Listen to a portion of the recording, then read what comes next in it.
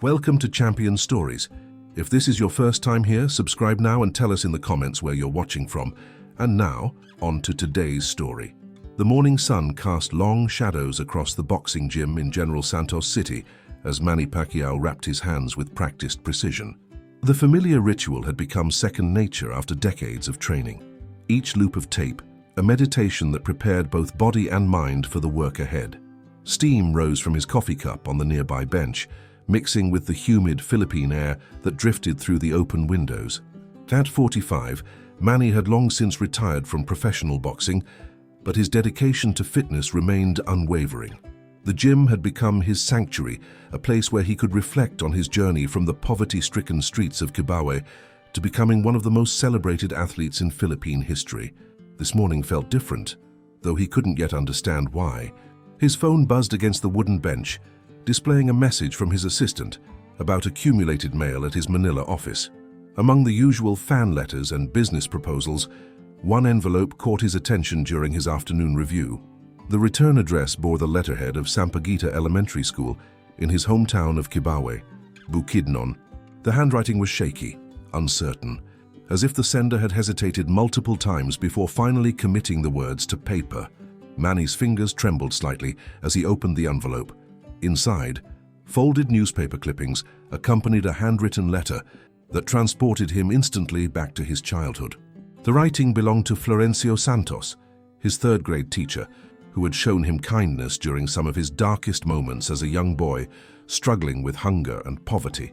The letter revealed a story that made Manny's chest tighten with emotion.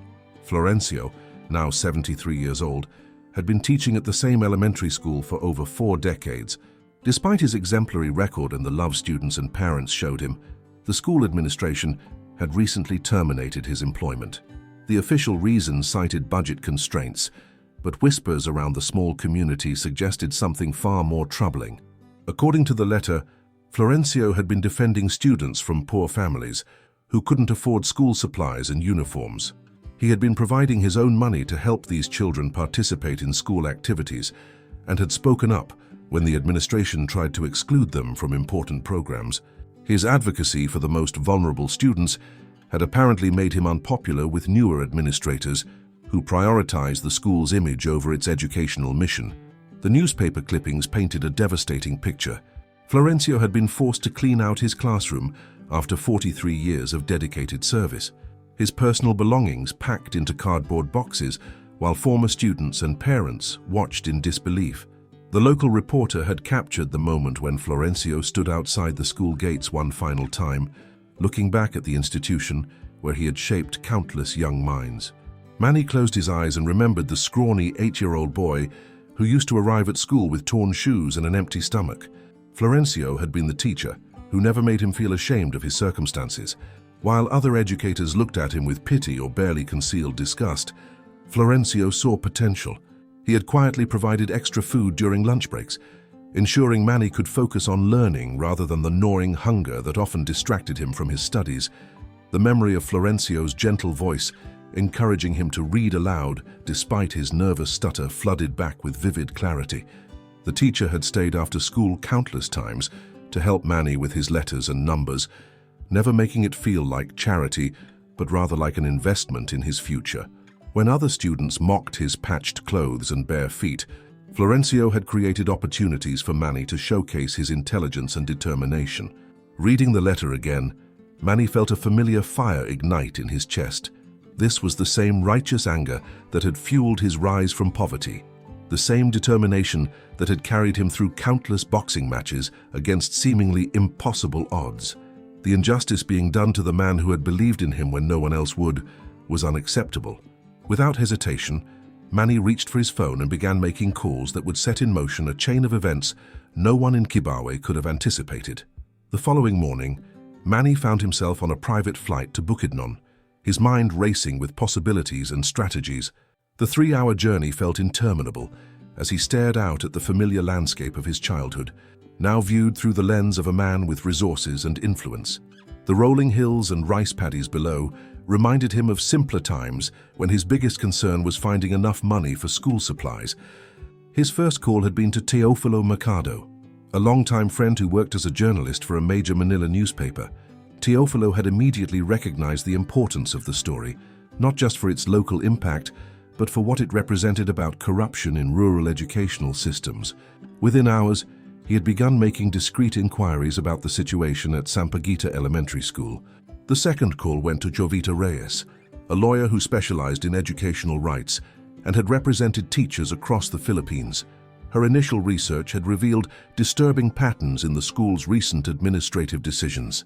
Several longtime teachers had been systematically pushed out over the past 2 years, all of them known for their advocacy for underprivileged students. As the plane descended toward Bukidnon, Manny's phone buzzed with a message from Jovita. Her preliminary investigation had uncovered financial irregularities in the school's budget reports. Grant money intended for student assistance programs had been redirected to administrative bonuses and facility upgrades that primarily benefited wealthier families. Florencio's termination appeared to be directly linked to his questions about these missing funds. The drive from the airport to Kibawe took Manny through roads he hadn't traveled in years. The poverty was still visible in the makeshift houses and bare-footed children, but so was progress in the form of new businesses and improved infrastructure. His own charitable foundation had contributed to some of these improvements, yet seeing the persistent inequality reminded him why Florencio's fight mattered so deeply. Manny's first stop was not the school, but Florencio's modest home on the outskirts of town. The wooden structure showed its age, with faded paint and a corrugated metal roof that had seen better days. A small garden in front displayed the careful attention of someone who found peace in nurturing growing things. Florencio was tending to his tomato plants when Manny's car pulled up to the gate. The reunion was emotional, but quiet. Florencio's weathered hands shook as he recognized his former student, now a global icon standing in his modest front yard. Years of hard work and recent stress had aged the teacher considerably, but his eyes still held the same gentle intelligence that had captivated young minds for decades. Inside the small living room, surrounded by photos of former students and teaching awards accumulated over 4 decades, Florencio shared the full story of his dismissal. The new principal, Herminio Valdez, had arrived 18 months earlier with promises of modernization and efficiency. His changes had gradually excluded families who couldn't afford increased fees for supposedly optional programs. When Florencio questioned why children were being denied participation in science fairs and sports competitions due to financial constraints, he was told to focus on teaching rather than social work. His continued advocacy led to written warnings about insubordination and interference with administrative policies. The final straw came when Florencio discovered that the school's feeding program, funded by government grants, had been quietly discontinued. The money was being used instead to purchase new furniture for the principal's office and upgraded facilities that primarily served the handful of wealthy families in the area. When Florencio brought this to the attention of the district office, he was terminated within a week. As evening approached, Manny sat in the same plastic chair where he had once struggled with homework assignments. The irony wasn't lost on him that the man who had helped him learn to read was now fighting for the right of other children to receive that same opportunity. The injustice felt personal, as if Herminio Valdez was attacking not just Florencio, but every child who had ever benefited from his teacher's compassion. That night, Manny made another series of phone calls that would escalate the situation far beyond what anyone in Kibawe could have imagined. Dawn broke over Kibawe with an unusual energy, as if the small town sensed that something significant was about to unfold. Manny had spent a restless night in the local inn, his mind churning with strategies and potential consequences. The phone calls he made the previous evening had set wheels in motion that would soon converge on Sampaguita Elementary School with unprecedented force. His first visitor arrived at 7 in the morning. Bayani Cruz, a senior investigator from the Department of Education's Anti-Corruption Unit, had driven through the night from Manila after receiving Manny's call. The investigator carried a briefcase filled with preliminary documents that painted an even more disturbing picture than Jovita's initial research had revealed. The corruption at Sampaguita Elementary was part of a broader pattern affecting rural schools across the region. Herminio Valdez had previously worked at 3 other institutions, each time implementing similar policies that favored wealthy families while systematically excluding the poor. In each case, longtime teachers who questioned his methods had been removed, often under questionable circumstances. Bayani's investigation had already uncovered bank records showing suspicious transfers from the school's various accounts to personal accounts linked to Valdez and several school board members.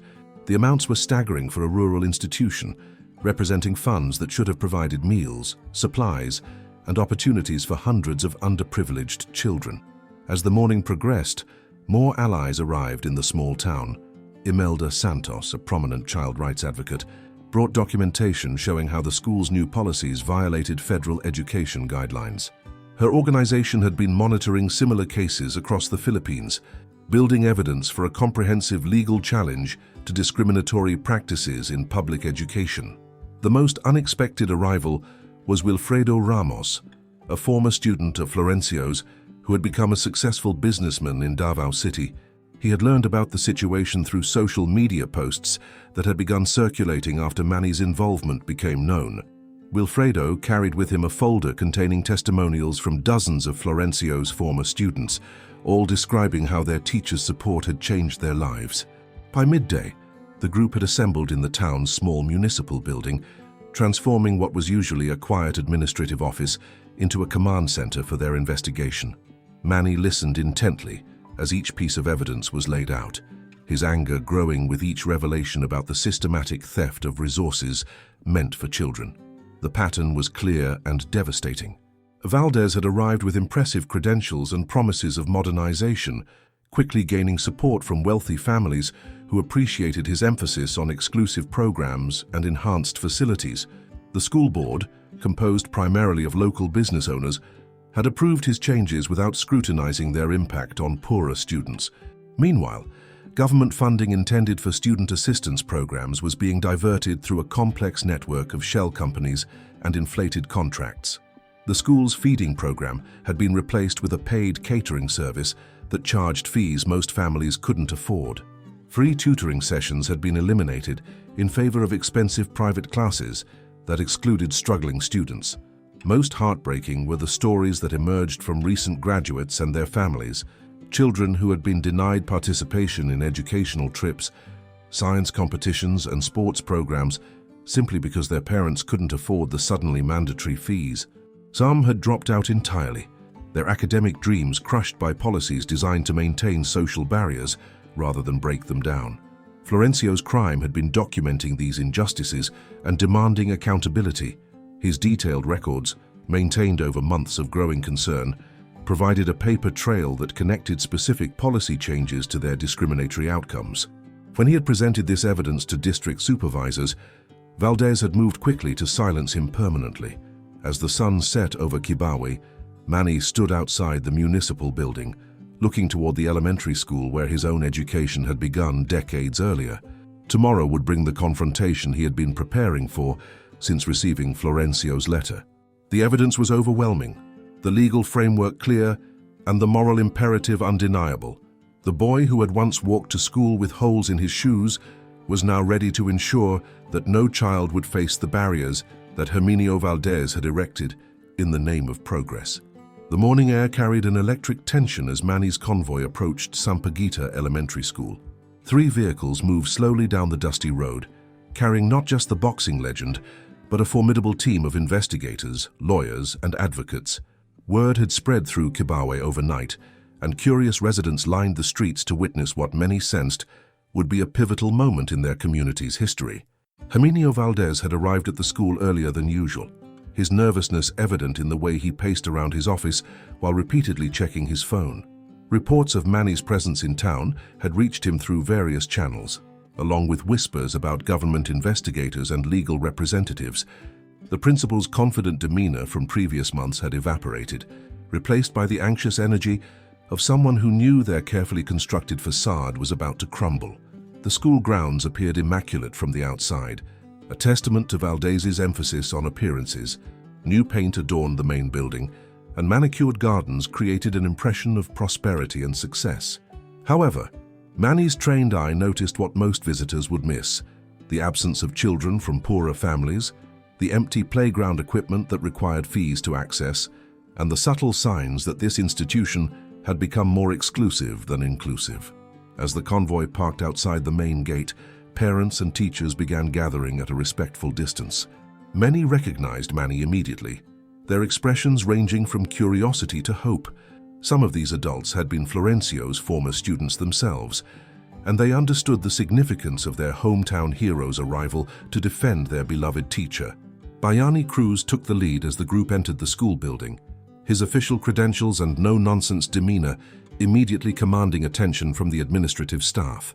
The investigators' presence transformed what Valdez had hoped would be a manageable public relations challenge into a formal government inquiry with serious legal implications. In the principal's office, surrounded by the expensive furniture purchased with misappropriated funds, Valdez found himself face to face with evidence he could no longer deny. Bank records, contract documents, and detailed financial analysis painted an undeniable picture of systematic fraud.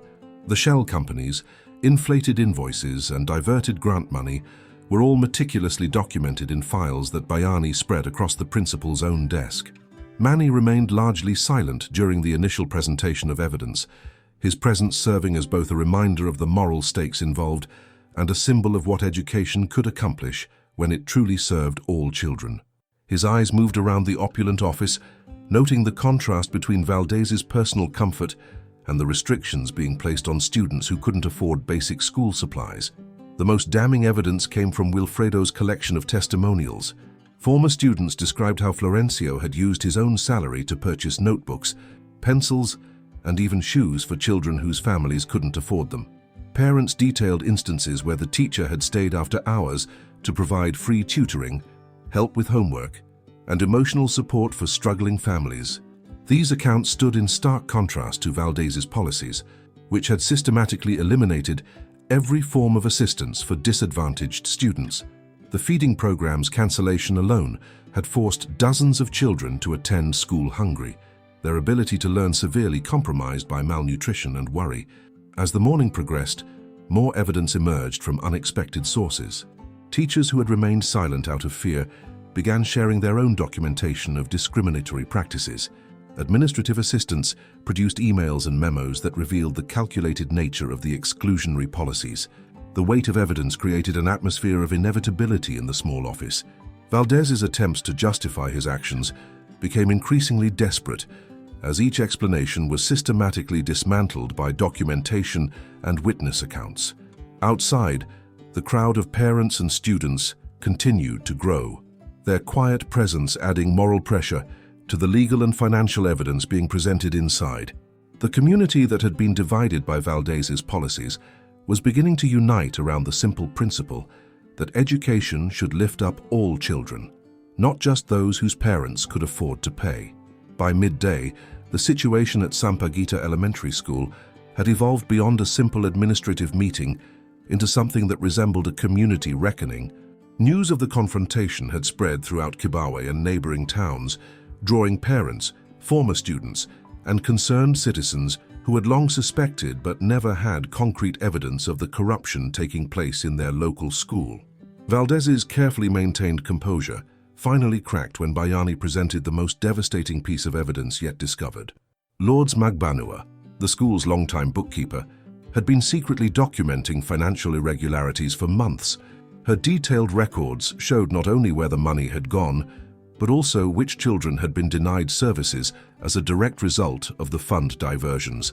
The bookkeeper's courage in preserving these documents despite obvious personal risk had provided the investigators with an unassailable paper trail. Every diverted peso was accounted for, every policy change linked to its financial motivation, and every excluded child story connected to specific administrative decisions designed to benefit Valdez and his allies. Manny found himself deeply moved by Lourdes's quiet heroism. Like Florencio, she had put the welfare of students above her own job security, carefully gathering evidence while knowing that discovery could mean her immediate termination. Her methodical documentation reminded him of his own mother's careful record-keeping during their years of poverty, always trying to stretch every peso to provide for her children's education. Outside the principal's office, the school had become a gathering place for a community finally able to voice years of suppressed concerns. Soledad Villanueva, whose daughter had been forced to drop out when she couldn't afford the new mandatory fees, stood beside Aurelio Santos, a farmer whose son had been excluded from the science fair despite having the highest grades in his class. These parents shared stories that painted a heartbreaking picture of systematic discrimination disguised as educational reform. Children who had once thrived under teachers like Florencio were now struggling in an environment that seemed designed to remind them of their families' economic limitations rather than help them overcome those barriers. The emotional weight of these testimonies seemed to affect Manny more than any boxing match he had ever fought. Each story represented a child whose potential was being squandered, whose dreams were being systematically crushed by adults who should have been nurturing their growth. The contrast with his own experience under Florencio's guidance couldn't have been more stark. As the afternoon wore on, unexpected support arrived from beyond Kibawe's borders. Educators from neighboring districts, having heard about the investigation through professional networks, began sharing similar experiences with Valdez's previous positions. A pattern emerged of a man who had built his career by creating the appearance of success while systematically excluding the students who needed help the most. The most powerful moment came when Glorina Reyes, now a successful nurse in Manila, arrived with a written statement about how Florencio's support had literally saved her life. As a child from an extremely poor family, she had been on the verge of dropping out of school when the teacher intervened, providing not just academic support, but also connecting her family with resources that helped them through a particularly difficult period. Her success story, multiplied by dozens of similar accounts, demonstrated the immeasurable value of teachers who saw education as a tool for lifting up the most vulnerable members of society. The contrast with Valdez's policies, which seemed designed to exclude these same children, could not have been more obvious or morally compelling. By late afternoon, the evidence against Valdez had become overwhelming, not just in its legal implications, but in its human cost. The community that had once been divided by his policies now stood united in their demand for justice and their support for the teacher who had dedicated his life to serving their children. As evening approached, Manny prepared for what he knew would be the most crucial phase of his mission to restore Florencio to his rightful place in the classroom. The evening brought an unexpected development that would accelerate the resolution far beyond what anyone had anticipated. Enrico de la Cruz, the regional superintendent of education, arrived in Kibawe with a team of federal investigators after receiving urgent communications from Manila. The corruption at Sampaguita Elementary had triggered a broader investigation into educational fraud across the entire province. Manny watched from the school courtyard as official vehicles lined the street, their presence transforming what had begun as a personal mission into a significant government operation. The magnitude of the response validated his decision to involve federal authorities, but it also raised the stakes considerably. This was no longer just about one teacher's wrongful termination, but about systematic corruption that had affected hundreds of children across multiple districts. Valdez's arrest came at sunset, the handcuffs clicking shut as parents and teachers witnessed the end of an era that had brought so much pain to their community. The principal's defiant expression had long since given way to resignation as the overwhelming evidence made any defense impossible. His removal from the school premises felt symbolic, as if the building itself could finally breathe freely after months of oppressive policies. The school board members who had enabled Valdez's corruption faced similar fates as investigators discovered their financial complicity in the scheme. Bank accounts were frozen, assets seized, and criminal charges filed against everyone involved in diverting funds meant for children's education. The swift action sent a clear message that such abuse of public trust would not be tolerated. As darkness fell over Kibawe, Manny found himself in the same classroom where Florencio had first taught him to read. The small room looked exactly as he remembered, with its worn wooden desks and faded educational posters that had somehow survived Valdez's modernization efforts. Standing there, he could almost hear the gentle voice of his teacher, encouraging a struggling boy to sound out difficult words. The emotional weight of the day's events settled over him as he realized the broader implications of what had been accomplished. The investigation had uncovered corruption affecting over a dozen schools across 3 provinces, involving millions of pesos in misappropriated funds. Hundreds of children who had been excluded from educational opportunities would now have access to the programs and support they deserved. Jovita arrived with preliminary legal documents that would expedite Florencio's reinstatement and provide compensation for the months of salary he had lost due to his wrongful termination. More importantly, the new policies being drafted would prevent similar abuses from occurring in the future. Mandatory financial transparency, community oversight committees, and protection for whistleblowing educators would become standard requirements for all schools in the region. The community celebration that spontaneously erupted in the town square reflected years of pent-up frustration finally being released. Families who had felt powerless against institutional discrimination now saw hope for their children's futures. Teachers who had remained silent out of fear could finally advocate openly for their students without worrying about retaliation. Wilfredo had coordinated with other successful former students to establish a scholarship fund specifically for children from the poorest families in the district.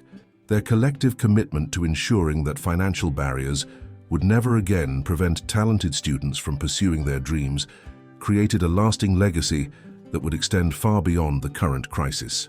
The most moving moment came when Lourdes Magbanua was formally recognized for her courage in preserving the evidence that had made the investigation possible. Her quiet heroism had not only saved Florencio's reputation, but had also protected countless children from continued exploitation. The community's gratitude toward her was immediate and profound. As Manny prepared to return to Manila the following morning, he knew that the most important chapter of this story was yet to be written. Florencio's reinstatement would mark not an ending, but a new beginning for educational justice in Kibawe and beyond. The boy who had once struggled to read in this very building had returned as a man capable of changing the system that had first shaped his character. The morning of Florencio's reinstatement dawned bright and clear, as if nature itself was celebrating the restoration of justice in Kibawe. Word of his return had spread throughout the region overnight, and parents began arriving at Sampaguita Elementary School before sunrise, many bringing their children to witness what they considered a historic moment for their community. Manny arrived at Florencio's modest home to personally escort his former teacher back to the classroom where he belonged. The 73-year-old educator had spent the previous evening carefully pressing his best shirt and preparing the lesson materials he had never stopped updating during his months of forced absence. His hands trembled slightly as he gathered the notebooks filled with educational ideas he had continued developing despite his uncertain future. The walk from Florencio's home to the school became an impromptu parade as neighbors emerged from their houses to show their support. Children who had been his students over the decades joined the procession, some now adults with their own families, others current pupils who had suffered under Valdez's discriminatory policies. The sight of multiple generations united in their love for one teacher created an atmosphere of profound community healing. At the school gates, Enrico de la Cruz waited with official reinstatement documents and a formal apology from the Department of Education. The ceremony that followed was simple but deeply meaningful, with the regional superintendent publicly acknowledging the injustice that had been done and committing to systemic changes that would prevent similar abuses in the future. The moment Florencio stepped back into his classroom, the building seemed to transform. Students who had been withdrawn and anxious under Valdez's regime suddenly became animated and engaged. Parents who had felt excluded and unwelcome in their children's school began asking questions and offering assistance with various educational programs. Manny observed these changes with deep satisfaction, recognizing the immediate impact of restoring a teacher who genuinely cared about every student's success. The contrast with the fear and division that had characterized the school under Valdez's leadership could not have been more dramatic or encouraging. The surprise announcement came during the informal celebration that followed Florencio's first day back in the classroom. Pachita Morales, the newly appointed principal who had replaced Valdez, revealed that the Department of Education had decided to designate Sampaguita Elementary as a model school for inclusive education practices. Additional funding would be provided to implement programs that specifically supported students from disadvantaged backgrounds. Even more unexpected was the news that Florencio had been selected to lead a new teacher training initiative that would spread his inclusive teaching methods throughout the province. His decades of experience in reaching struggling students would now benefit educators across the region.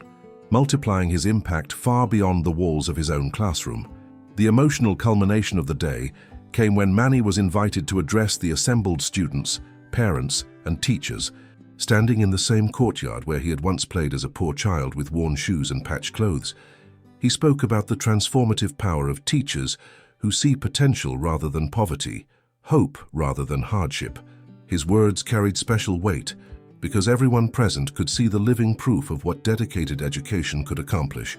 The boy who had struggled with hunger and basic literacy had become a global champion, but he had never forgotten the teacher who had first believed in his potential. As the sun set over Kibawe, the community gathered around Florencio knew that they had witnessed more than just the correction of an administrative error. They had seen the power of standing up for what is right and the importance of protecting those who dedicate their lives to lifting up others. The story that had begun with an elderly teacher's desperate letter was evolving into something that would inspire educational reform across the Philippines. 3 months after Florencio's reinstatement, Manny received another letter that would once again change everything. This time, however, the envelope bore the letterhead of the Nobel Prize Committee in Stockholm, and its contents would create ripples far beyond the small town of Kibawe.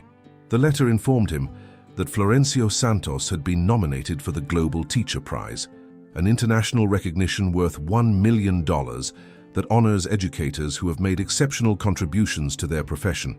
The nomination had come from an unexpected source, a collective submission from over 300 of his former students spanning 4 decades of teaching. The surprise wasn't just the nomination itself, but how it had come about.